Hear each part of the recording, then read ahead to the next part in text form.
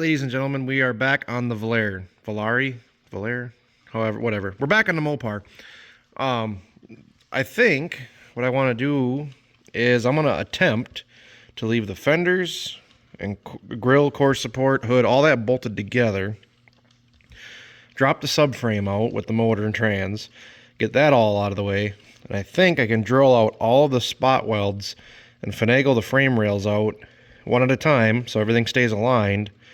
And I think I'm going to make some kind of like a jig that bolts to the subframe bolts, so I can cut one frame rail out, lay the other one up in there, put the jig on so the subframe holes will line up exactly where it was, and then weld it all back in and then do the same to the other side. And hopefully it'll all just go back together again.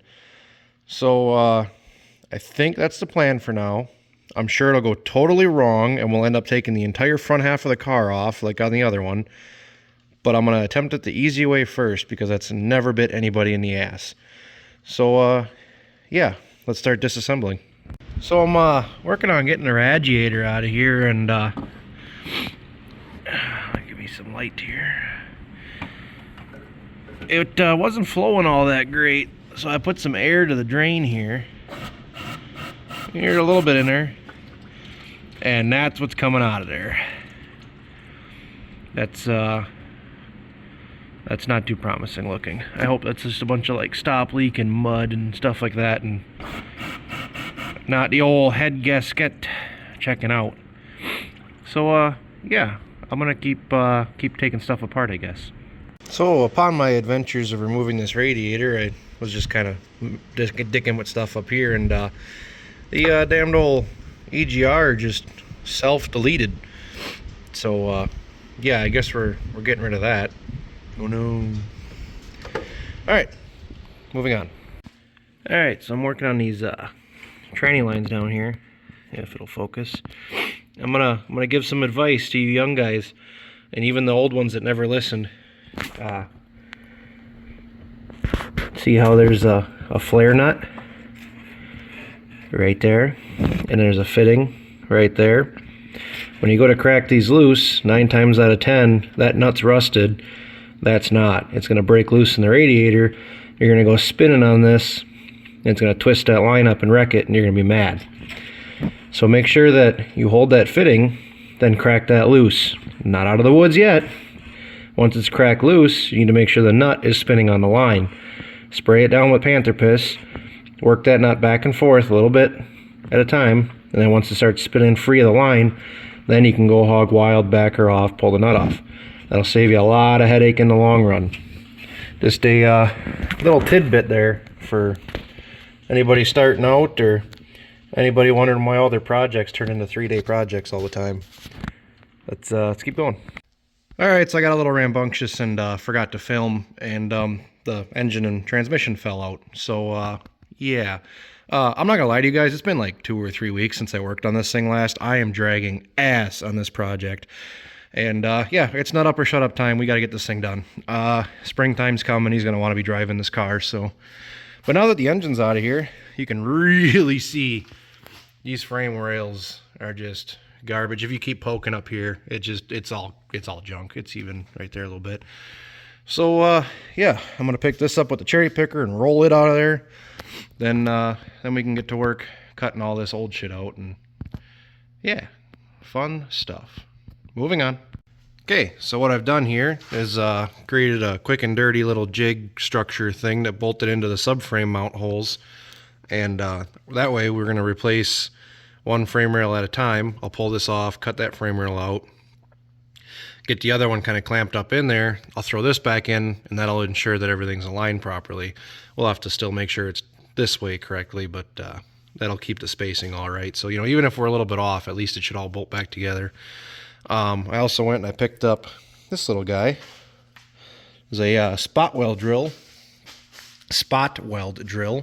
and the way that works is you find your spot weld and you center punch it, and then you take the center of that, you put it in a drill, and that's spring loaded. You shove it in and waller around a little bit, and that's supposed to drill out spot weld. So yeah, see how good this thing works. Okay, so things I've learned. Center punch wasn't enough. you need to take a small drill bit and get a little nub started. I don't know if you can kind of see there. You're not drilling all the way through, just getting a little bit of a start, because the center punch isn't enough to hold it. Then also I was smart enough to buy two, because I knew I was going to screw up at least one trying to figure this thing out. So yeah, center drill and go slow, and if you start getting through the material, don't keep giving her all the way, because it will bite and it will break. So yeah, let's see if we can chisel this off now. Okay, so I got this piece removed, and I have to say, these are junk. Don't buy these. Don't waste your money on them. They are far too fragile for doing any kind of metal work. So I'll probably peruse the internet and see if I can't find a better one on Scamazon or something. Maybe one by, like, a company that actually makes body working stuff. See if I can find some better ones of those. But unfortunately, Wisconsin decided to do its thing, and it's coming down pretty thick out there, so I got to deal with that now. Alright, so it's the next weekend. We're working on the volare again.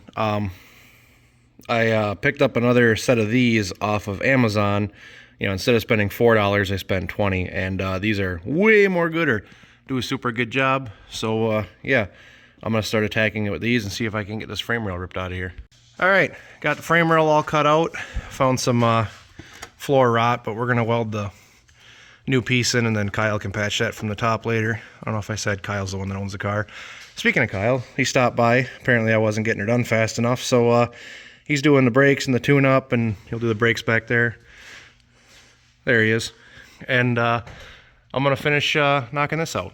Alright, so I got the new frame rail slung up in there. Got my cradle put in there, so it should be in the right spot.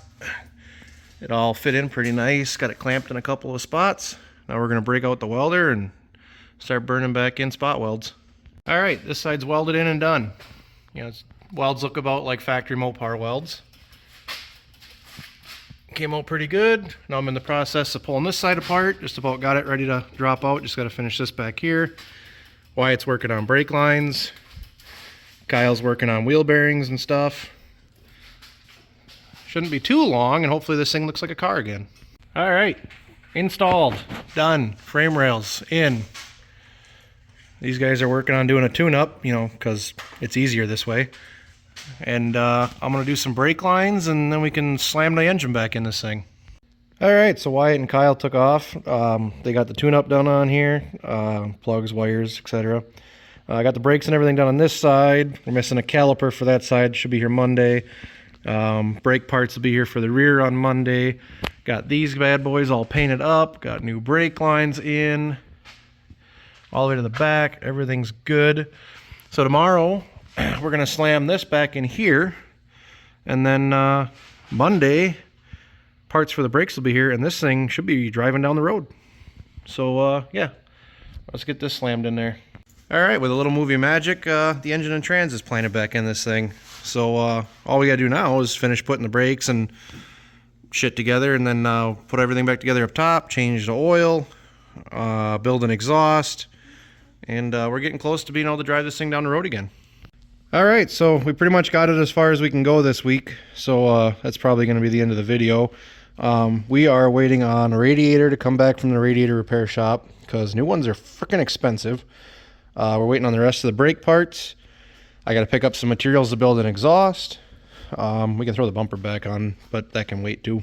Yeah, so we're getting real close to actually buttoning this thing up. And then see if we can't put her back on the road again after being off the road since the 90s, stored away in a garage. And yeah, if you enjoy this, I guess like, comment, subscribe, and we'll keep trucking. Thanks for watching.